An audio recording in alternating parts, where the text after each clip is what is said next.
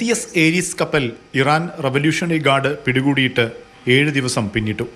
കപ്പലിലുണ്ടായിരുന്ന 4 മലയാളികളിൽ തൃശൂർ സ്വദേശി ആൻടസയ്ക്ക് മാത്രമാണ് നാട്ടിലേക്ക് തിരിച്ചെത്താൻ കഴിഞ്ഞത്. മകൻ ശ്യാംനാഥിനെക്കുറിച്ച് ശുഭവാർത്ത കേൾക്കാനായി കാത്തിരിക്കുകയാണ് കോഴിക്കോട് സ്വദേശി വിശ്വനാഥനും കുടുംബവും. പക്ഷേ ഒരു വിവരവും ലഭിക്കുന്നില്ല. ഗവൺമെൻറ് തലത്തിൽ നിന്ന് ഇടപെടലുകൾ ഉണ്ടായിരിക്കാം, പക്ഷെ നമ്മൾക്ക് ഒരു ഇൻഫർമേഷൻ കിട്ടുന്നില്ല.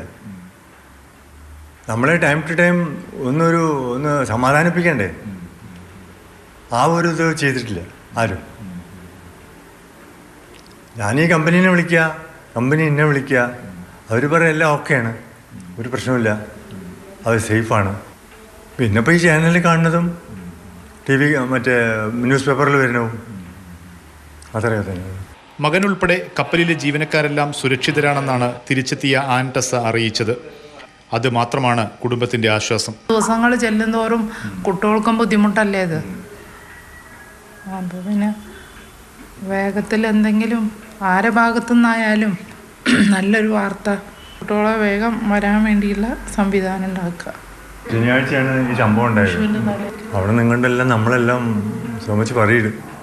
ശ്യാംനാഥിന് പുറമെ വയനാട് സ്വദേശി PV ധനേഷ്, പാലക്കാട് സ്വദേശി സുമേഷ് എന്നിവരാണ് കപ്പലിൽ കുടുങ്ങിയ മലയാളികൾ.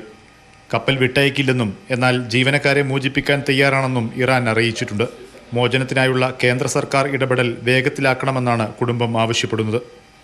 മാതൃഭൂമി ന്യൂസ്, കോഴിക്കോട്.